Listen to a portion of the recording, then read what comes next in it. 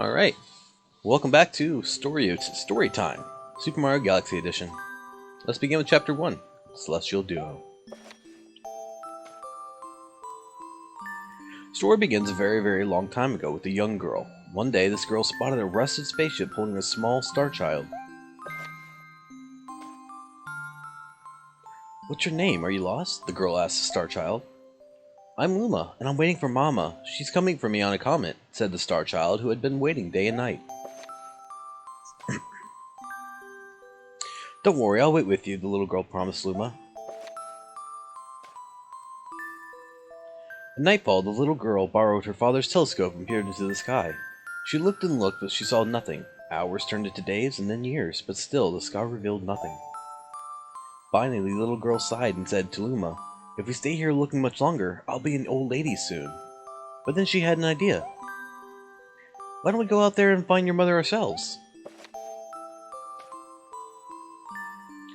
The girl and Luma fixed up the rusty spaceship, and then the two set sail into the starry sky. And this is how the search for the Celestial Mother began. Chapter 2, Starbits.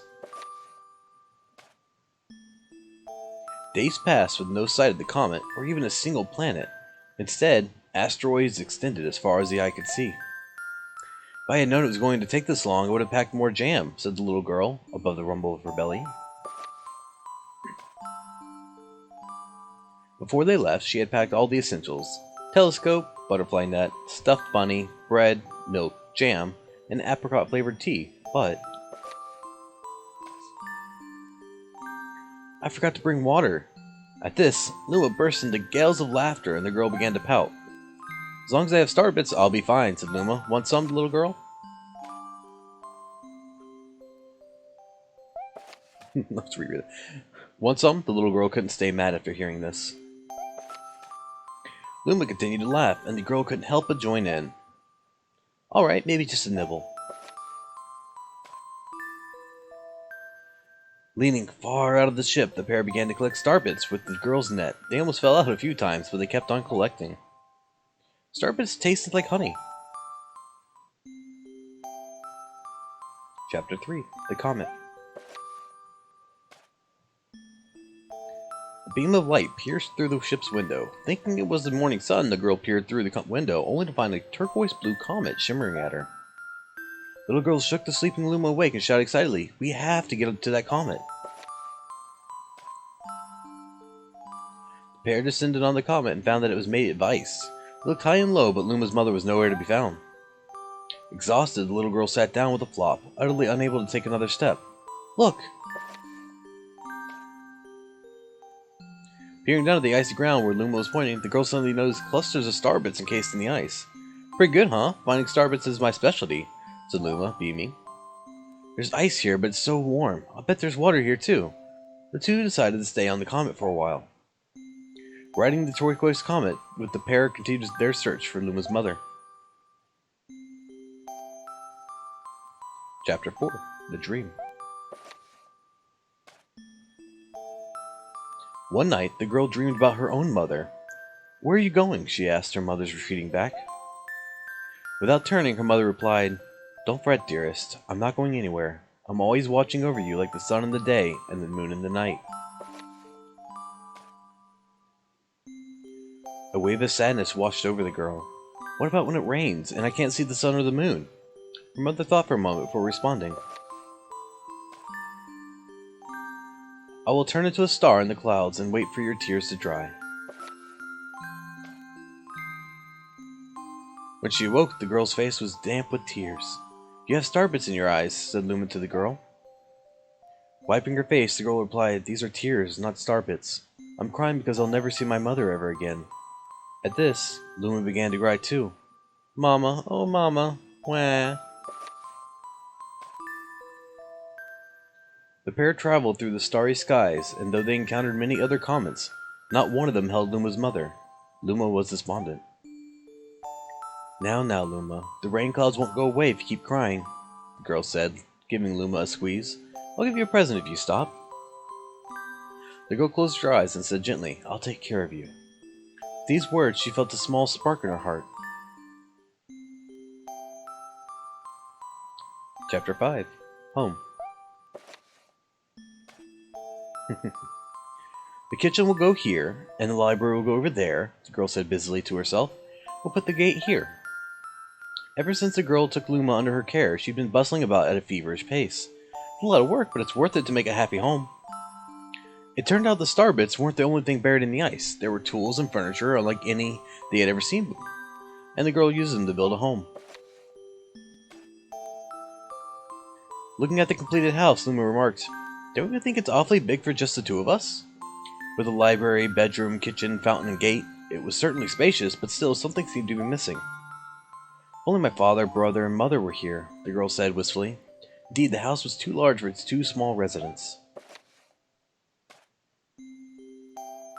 That night, clutching her favorite stuffed bunny close to her heart, the girl fell asleep in the starship. Chapter 6. Friends.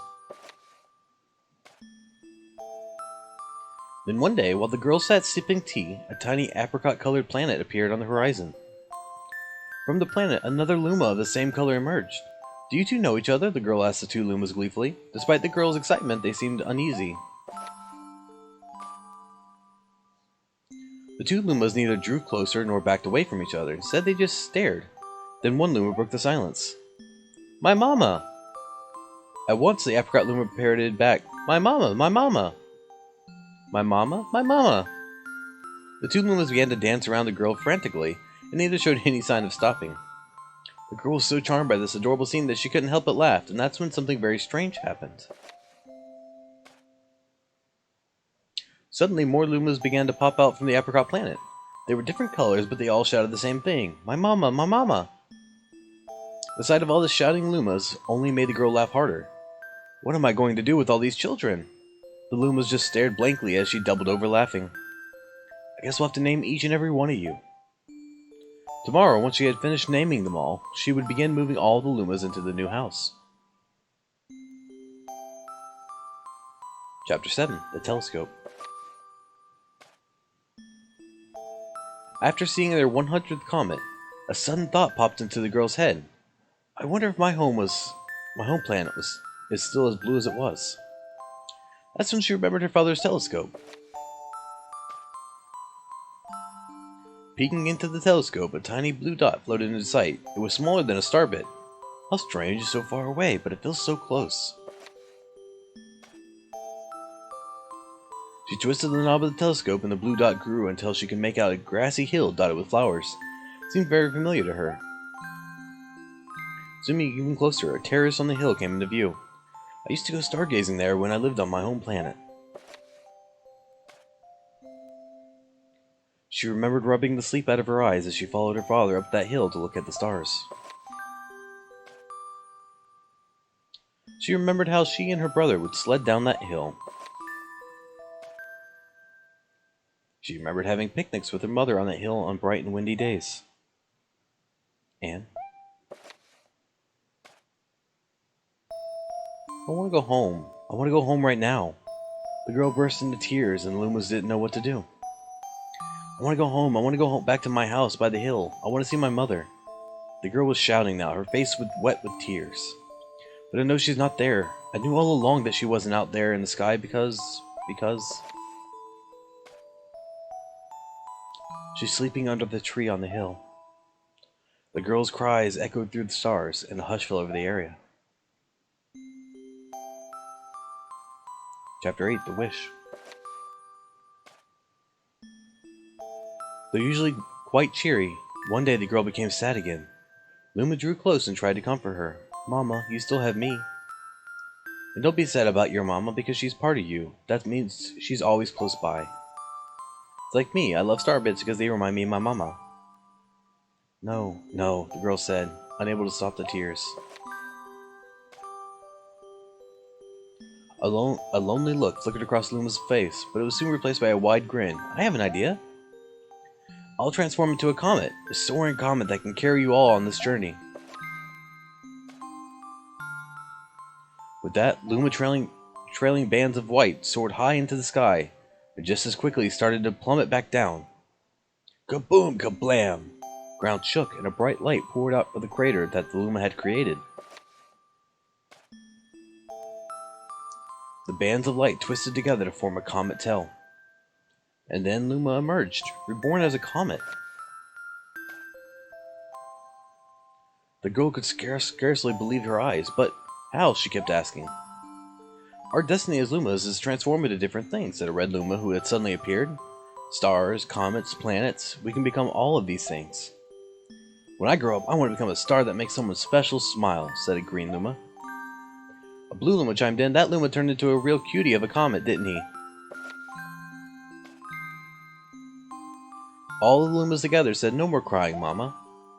Thank you, said the girl in a whisper. She pulled the Lumas close and hugged them. From that day on, star bits no longer fell from the girl's eyes. The comet set forth for the girl's home planet, its long tail blazing proudly behind it. Final chapter, Family. With its many lumas and telescopes, the comet was quite a sight to behold. The girl and the lumas were proud to call it home. At a welcoming party for a new luma, the girl gathered everyone in the kitchen and said in a louder voice than usual, Alright everyone, let's make a cake sprinkled with star bits. Then it'll be a star cake. The lumas excitedly began to gather the ingredients. As she watched the lumas scurry about, the girl smiled and thought to herself, this is my family now, and I will stay with them until they are ready to leave the nest. And when they do leave, I'll see them off with a smile. Because that's what makes a mother happiest. That night, when the girl lay down to sleep, a soft light enveloped her and reminded her of the blue planet she once called home. But it'd be nice to return home every once 100 years to nap in my favorite sleeping nook. The comet carrying the lumas and the girl continues on its journey to this very day. With more family members in tow than can be counted, it's said that the comet visits the girl's home planet once every 100 years. Proud white tail glittering in the sky. The end. That's all. My story is finished.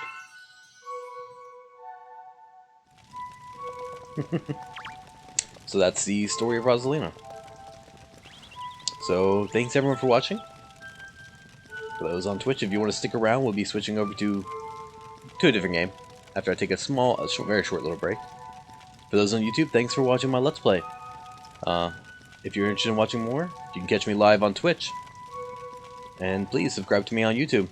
You can follow on Twitter for more info on what I'm doing. Thanks everyone for watching.